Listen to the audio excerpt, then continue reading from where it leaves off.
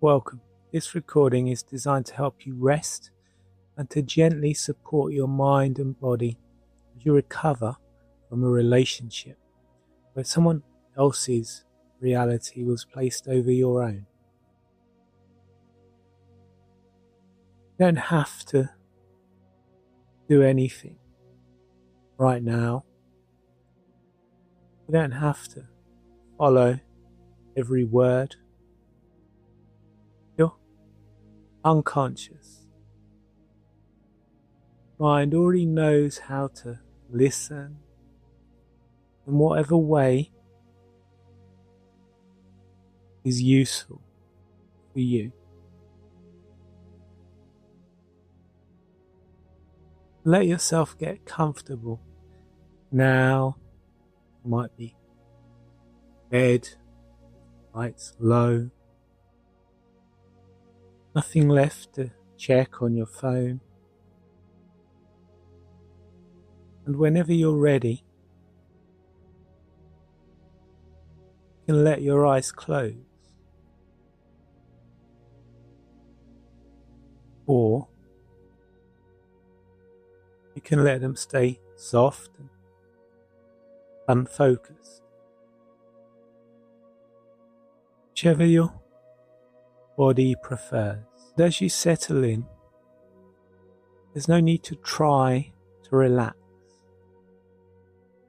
Sometimes trying is the very thing that gets in the way. So instead, you might just let your body be exactly as heavy or as light as it already is right now. Notice the surface underneath you, the mattress or the pillow, taking your weight. You don't have to change anything about your breathing. Your unconscious mind is already breathing by itself, the way it always has. Even on nights when your mind was busy defending itself or replaying a conversation or trying to work out what was real and what wasn't.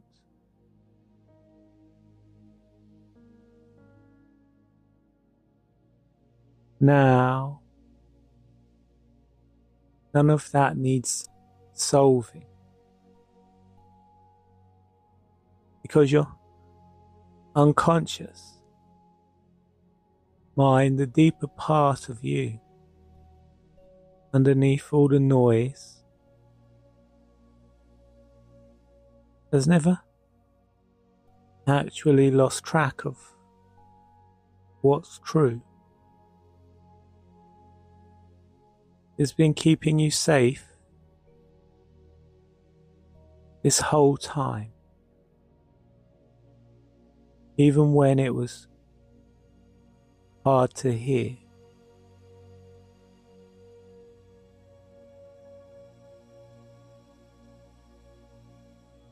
So as you continue to breathe, at whatever pace feels natural,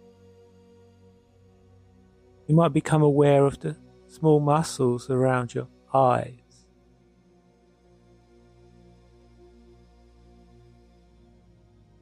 And often, when those muscles let go, just slightly, the rest of the body seems to take that as a kind of permission. A permission to soften. There's no hurry With each breath out, you may find some part of you drifting a little further from the day. Not away from yourself,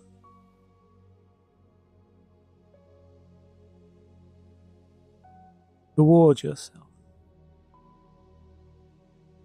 If anything, drifting down and in, the way a person settles into a chair they know well. And some people notice a heaviness in the shoulders first. Others notice it in the jaw or in the hands. It doesn't really matter where.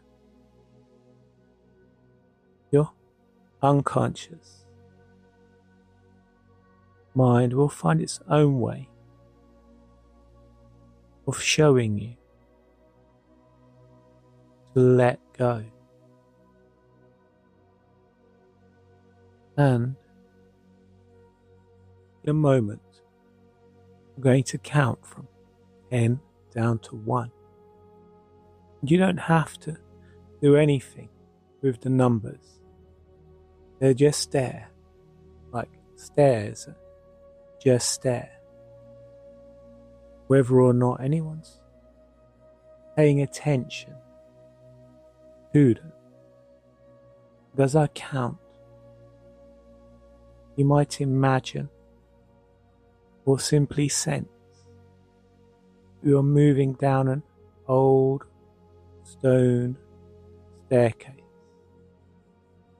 perfectly safe. Stairs are nice and wide. There's a handrail. Outdoors, maybe at dusk, drifting down toward a wall with a gate in it. Doesn't matter if you can picture it clearly. Some people see it. Some people just get a feeling of it. And both are fine. There's no right or wrong way to do this. In settling down one step at a time. 9, each number taking you a little further from thinking and a little deeper into simply being. 8, the air around you cooling slightly, the way evening air does. And 7, no need to hurry down these steps. They'll be there whether you rush or not. And 6, halfway now. As a person starts to enter a state of trance, a state in which positive change can occur, they can start to notice that tiny muscles and tendons in their arms and legs begin to twitch a little. And 5, you might notice the gates up ahead. Maybe an old wooden gate, maybe an old iron gate. Whatever your mind gives you. And 4, and 3, almost there now. 2, one more step.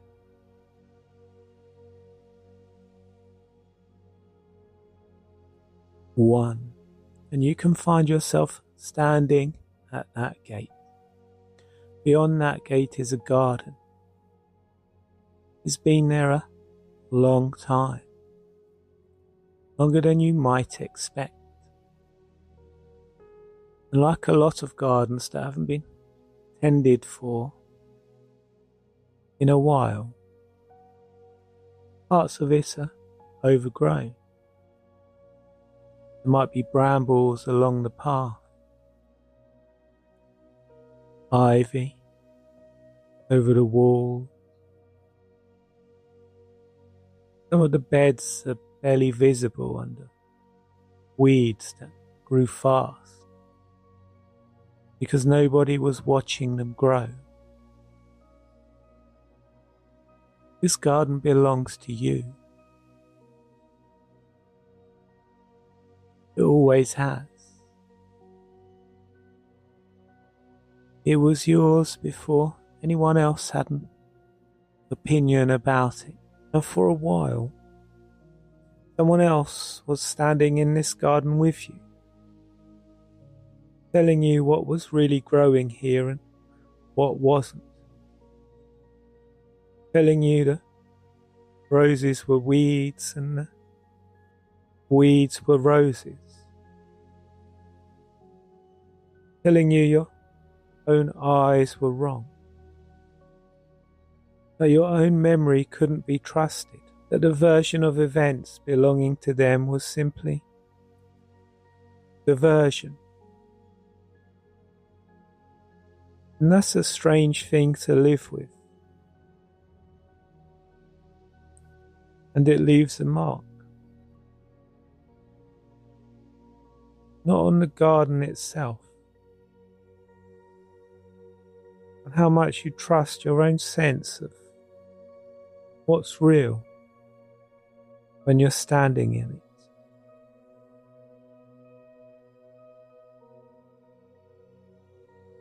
Here's the thing your unconscious mind already knows. Even if the rest of you is still catching up. The garden was never actually damaged by what they said about it. Words don't uproot things. They just made it harder for you to look at what was already there, and harder for you to believe your own eyes. So now, relax. There's no rush to fix anything. You're simply going to walk through the gate and start noticing. Just noticing. Your own noticing. Without anyone else's voice laid over the top. And you may find, as you do that some quiet part of you already remembers exactly which plants were always yours underneath all of that overgrowth.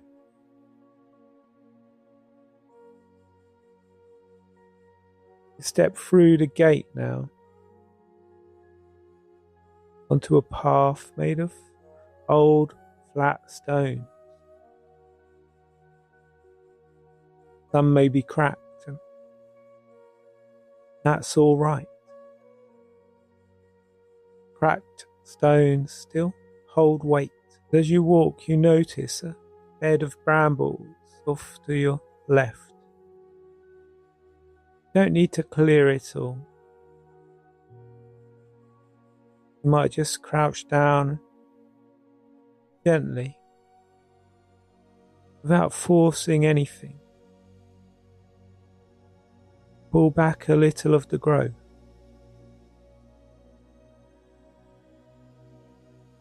The way you'd move a curtain aside to see what's behind it. And underneath you find a single plant still alive. Maybe it's small, maybe it looks like it's been surviving rather than growing. And that's fine. Surviving is what it needed to do for a while. You might find yourself recognizing this plant, and some part of you might realize it represents something true about you, something that got called into question. Your instincts maybe, or your voice, simply your right to have a reaction to something that hurts. Whatever it is, you don't need to name it. Your unconscious mind already knows what it's looking at. And you can notice without having to try that just being seen again, just having the weeds pulled back for a moment is enough for this plant to lift itself slightly and move towards the light. And it doesn't need to be perfect about this. And it only needed you to come back and look. Further along the path there's an old stone bench. You can sit there for a moment if you like. From that bench you can see the whole garden all at once. Overgrown parts and clear parts together. And you might notice something interesting.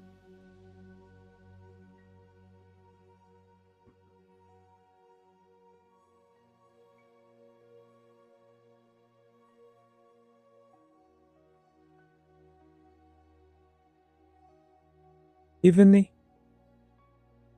overgrown sections were just waiting for someone who belonged there to come back and look properly.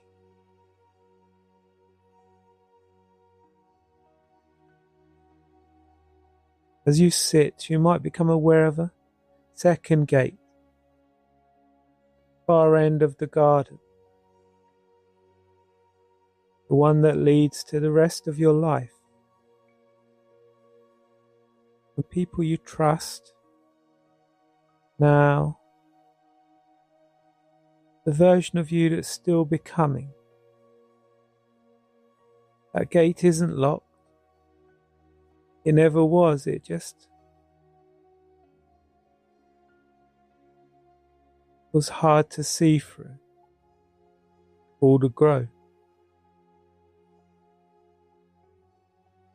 And here's something you can simply let settle without needing to think about it. The person who told you your garden was wrong. Not the one who gets to decide what grows here. They never actually had that authority. They only had the volume of their voice, and volume was never the same thing as truth. For these last moments in the garden, you might just walk it slowly, one more time, and brushing along the tops of the plant. You're starting to recognize again, not clearing everything, not needing to, just walking and noticing,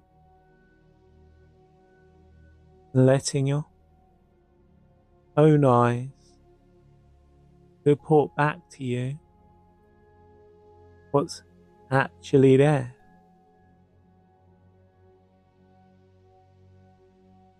From now on, whenever you find yourself doubting something, you clearly saw or clearly felt or clearly remember, then part of you can quietly picture this garden just for a second. You don't have to explain it to anyone. You don't even have to consciously remember doing it. Your unconscious mind can simply offer you that image, the gate, the path, the plants lifting toward the light, as a kind of quiet reminder. This is my garden. I know what grows here. Each time you return to it, even briefly, even in passing, you may find it's a little more tended than the time before. Not because you forced it, but because you kept coming back.